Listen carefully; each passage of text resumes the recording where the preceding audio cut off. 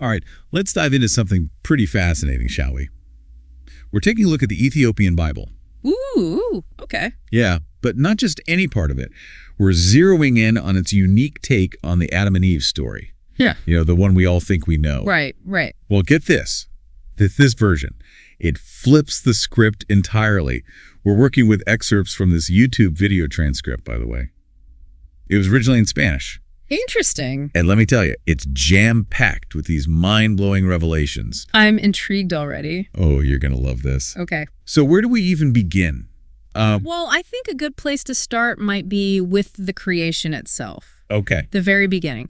You know, the traditional account talks about Adam being formed from dust, right? Yeah, the dust of the ground. Right, but the Ethiopian Bible, it says something totally different. Look at this now. It says Adam was actually crafted from special earth. Special earth. Yeah, gathered by angels from the four corners of the universe. Wow. So we're not talking about just any old dirt here. Yeah, not at all, no. And that right there, I think, speaks volumes. What do you mean? Well, think about it. If Adam is formed from earth, gathered from all corners of the universe, doesn't that suggest something about human nature itself?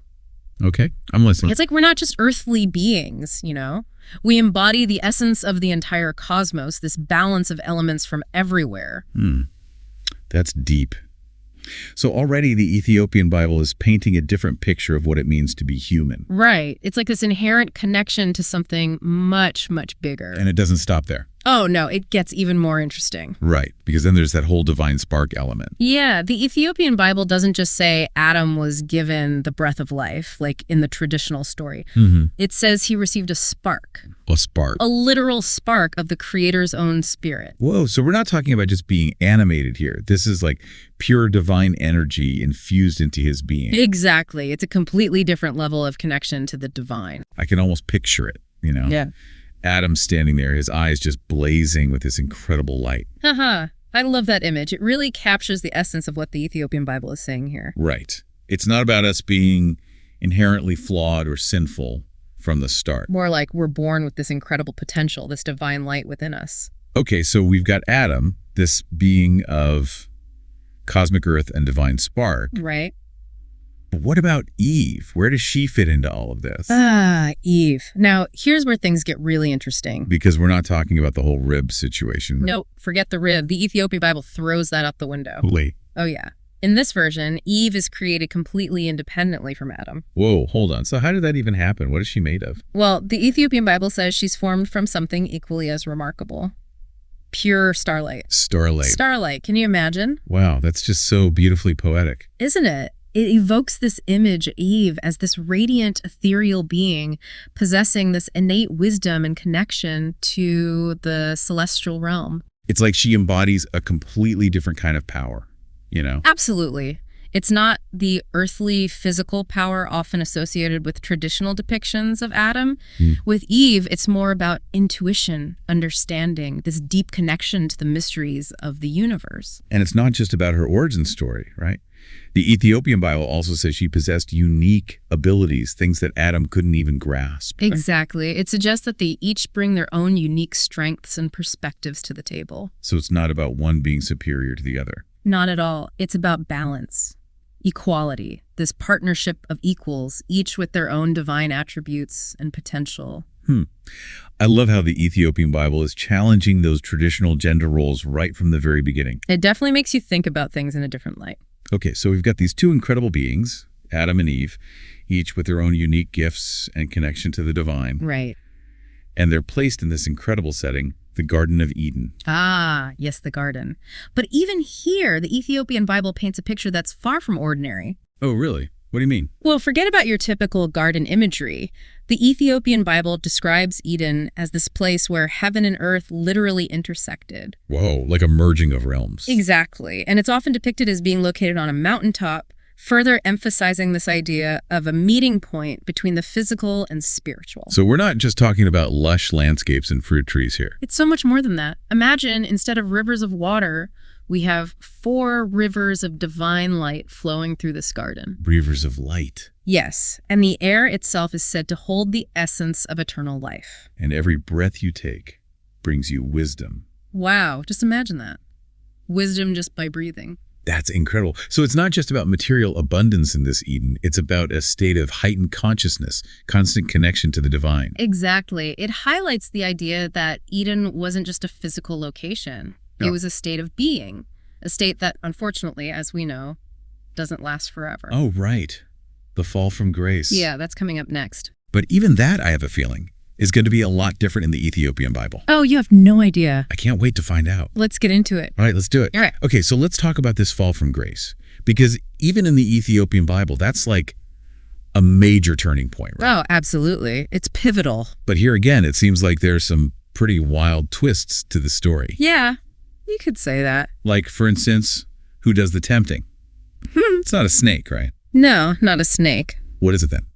Well, according to the Ethiopian Bible, the tempter is an angelic being of light. An angel. Yeah, an angel. Whoa, that changes things. Doesn't it? I mean, even in this paradise of heightened consciousness, this Eden where everything is supposed to be perfect, deception and temptation can take on these incredibly alluring forms. It's like saying you can't always trust appearances. Exactly. Just because someone or something appears to be a source of light and knowledge, it doesn't necessarily mean they have your best interests at heart. So how does this angel of light, this tempter, how does he go about tempting Eve? Well, it's interesting. He doesn't just offer forbidden knowledge like in the traditional story. Oh, what does he offer them? He presents Eve with illusions of the future, promises of power, things that tap into that deep human desire for understanding and control. So it's less about simple curiosity and more about ambition exceeding limits. Exactly. It's like this allure of becoming godlike. That's a powerful temptation, for sure. Isn't it? And I think it speaks to something fundamental about human nature. What do you mean?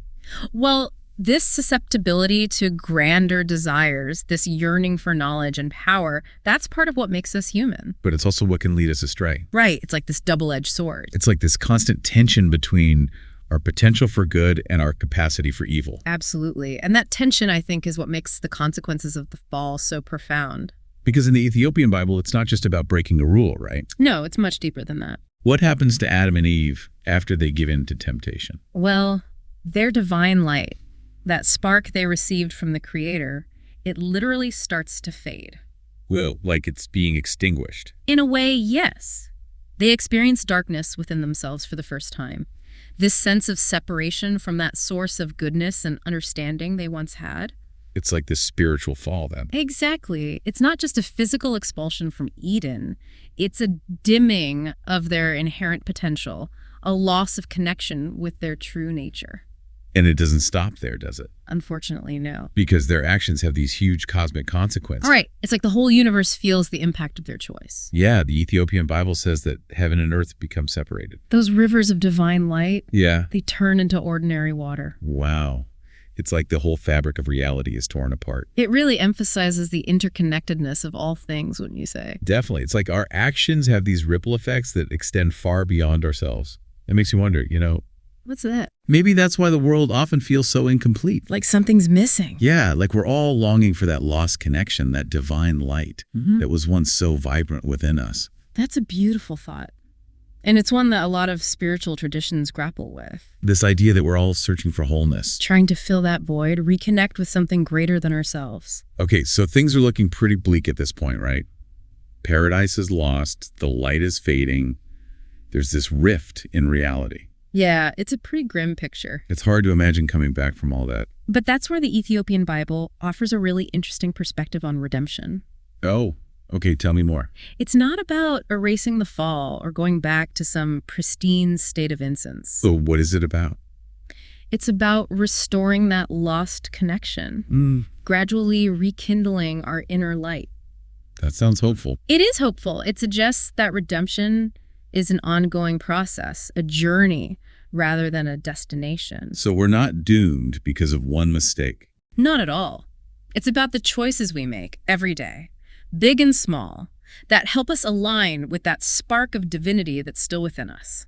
And what's really amazing is that according to the Ethiopian Bible, every act of kindness, every moment of genuine understanding, it all contributes to that process of rekindling our inner light. It's like each positive action we take, Each step towards compassion and connection helps to bridge that gap between ourselves and the divine. It's like we're weaving those threads of light back together. Exactly. Redemption isn't some grand, unattainable goal. It's woven into the fabric of our daily lives. It's about those everyday choices that reflect our inherent goodness. And our interconnectedness with all things. Okay, before we dive into what those choices might look like for us today, let's take a step back and compare the Ethiopian Bible's account with the more familiar version of the Adam and Eve story. The one from the book of Genesis. Good idea. It's helpful to see the contrasts. What are some of the key differences that stand out to you? Well, I think one of the most striking contrasts is how they depict the creation of Adam and Eve. Genesis, describes Adam being formed from the dust of the ground. Right. And Eve from his rib, of course. Yeah, pretty standard stuff. But the Ethiopian Bible, it presents a much more, you could say, egalitarian view. Oh.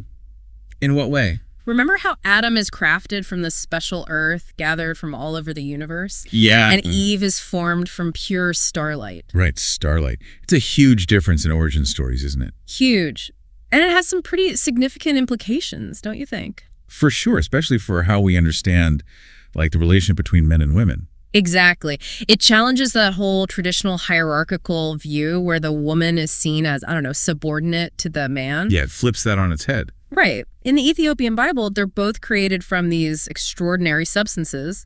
Both are given that divine light, both possess these unique abilities. So it really suggests this idea of a partnership. Right, a partnership of equals, each contributing their own strengths, their own perspectives to the whole human experience. Makes sense. And this emphasis on equality, it's not just limited to Adam and Eve, is it? No, not at all. It extends to their relationship with nature, too. Oh, interesting. How so? Well, there's this book called the Book of Enoch, which is actually part of the Ethiopian biblical canon. Mm-hmm. And it describes how initially Adam and Eve could understand the language of all creatures. Whoa, really? They could talk to animals. Well, not just talk. It's more like they could perceive this interconnectedness of all things, the divine presence woven into all of creation. Like they could see the bigger picture in a way that we just can't anymore. Exactly. And it's not just that they lose this ability after the fall. Right. They actually start to see the natural world as something separate from themselves. Like something to be controlled. Sadly, yes. They lose that sense of harmony and understanding, and instead, this desire to dominate nature takes over. That's so relevant to what we're dealing with today, all the environmental challenges and everything. Absolutely. It's like this warning from way back then, reminding us that we can't just try to control and dominate nature without consequences. We have to find that balance again, that respect for the natural world and its wisdom. Couldn't agree more. So, stepping back, looking at everything we've discussed about the Ethiopian Bible, what do you think we can take away from this unique perspective on creation, on humanity, on our place in the universe? I think it's a powerful reminder that even though we make mistakes, even though we have this tendency to lose sight of our connection to everything else, that spark of divinity, that potential for love and compassion and understanding, it's still there inside of us. It's never truly extinguished. And it's not about being perfect. No. It's about making conscious choices that align us with that inherent goodness. Like you said earlier, it's about those everyday actions, the small acts of kindness. Yeah, exactly. Taking a moment to really listen to someone, appreciate the beauty around us. Absolutely. All those things contribute to rekindling that inner light. And in doing so, we not only heal ourselves, but we also contribute to healing the world around us. It's like this ripple effect of positivity, of light, spreading outwards. This deep dive into the Ethiopian Bible has been amazing. It's challenged us to think differently about things we thought we knew. It's expanded our perspective. Yeah, exactly. And offered a fresh take on these really deep questions about creation and humanity. It's been a journey of discovery for sure. Totally. And as we wrap up, I have to ask, what stands out to you as the most significant thing we've learned from this exploration? For me, it's that emphasis on transformation, the potential we all have, both individually and collectively. The Ethiopian Bible doesn't shy away from the consequences of human choices, but doesn't dwell on them either. Right. It offers this profound message of hope, reminding us that we always have the power to choose love over fear, to choose connection over isolation. To choose wisdom over blind ambition. Beautifully put. And it's not a solitary pursuit, this journey back to that lost connection. It's about supporting and inspiring each other along the way. Exactly. Imagine, as we each strive to rekindle that spark within ourselves, we create this ripple effect of light that can truly transform the world. What a powerful thought. This has been an incredible deep dive into the Ethiopian Bible. Thank you so much for joining us on this journey of exploration and discovery. We hope it sparked your curiosity and left you with something to ponder as you continue on your own path. Keep seeking, keep questioning. And keep shining your light. Until next time.